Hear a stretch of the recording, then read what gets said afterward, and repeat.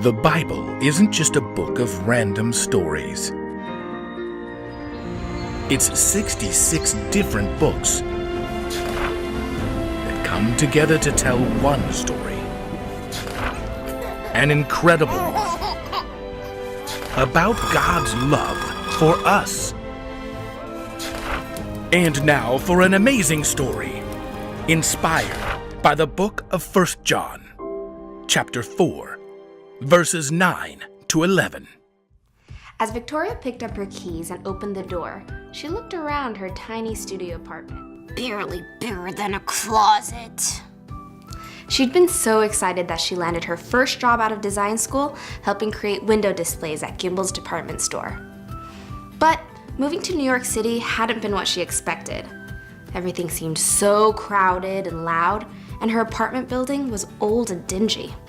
As Victoria stepped out onto the hallway, she spotted an elderly neighbor, Mr. Finkenhofer, carrying his groceries back to his apartment. Hello there, Miss Vicky. Going home for Christmas? Yes, sir. I've got a flight to Indiana tomorrow. Christmas Eve. What about you?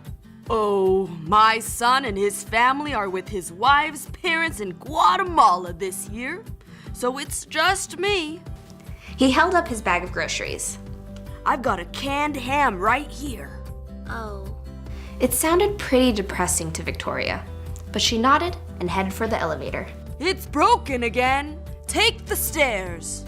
In the stairwell, Victoria passed Keisha, the woman from 2 doors down. Merry Christmas. Well, I hope it is. My daughter's home from the Air Force Base, but I can't even do a Christmas tree this year. Victoria nodded. There wasn't much you could do to celebrate in tiny apartments like these, so she was even more grateful to be heading home for Christmas, and she stepped out onto the busy sidewalk and then descended the steps of her subway station. She checked the weather app on her phone and noted the snowy storm coming in.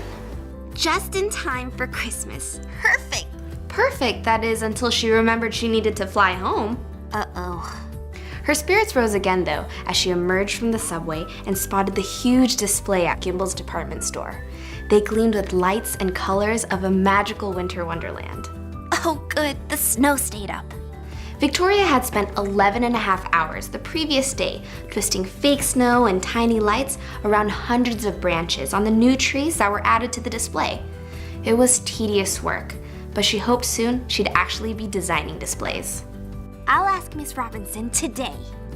But before Victoria could even ask, Miss Robinson invited her into the back office. We've really enjoyed having you on staff this month, Victoria. Oh, me too. But Christmas sales haven't been good, so we have to cut staff going into the new year, and, well, you've been here the shortest time. Victoria's hands tightened on her seat. You're not.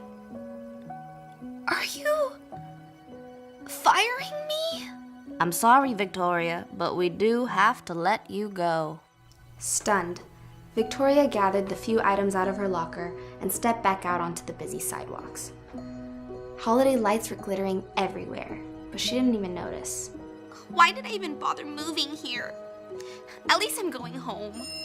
Victoria quickly checked her phone. Canceled? Due to the brewing snowstorm, Victoria's flight had already been canceled. Great. I'll be stuck here alone for Christmas, eating ramen noodles. Victoria had spent nearly every penny on her tiny apartment, and now her canceled flight back home.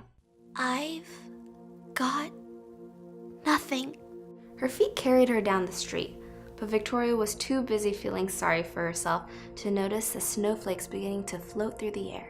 What child is this who lay to rest on Mary's lap is sleeping? Victoria found herself standing in front of the arched doorway and towering spires of a soaring cathedral. Members of a quartet, dressed in wool coats and festive scarves, sang on the front steps. It's beautiful. She glanced at the sign. Just below the name was a verse. 1 John 4:9-11. Curious, Victoria opened up her Bible app and searched for the passage. Here is how God showed his love. He sent his one and only Son into the world, so we could receive life through him. Here is what love is. It is not that we loved God, It is that He loved us and sent His Son to give His life to pay for our sins. Dear friends, since God loved us this much, we should also love one another. As Victoria tried to process what she had just read, the voices of the singers continued to haunt her. The King of Kings salvation brings. Let loving hearts enthrone Him. Victoria took a deep breath.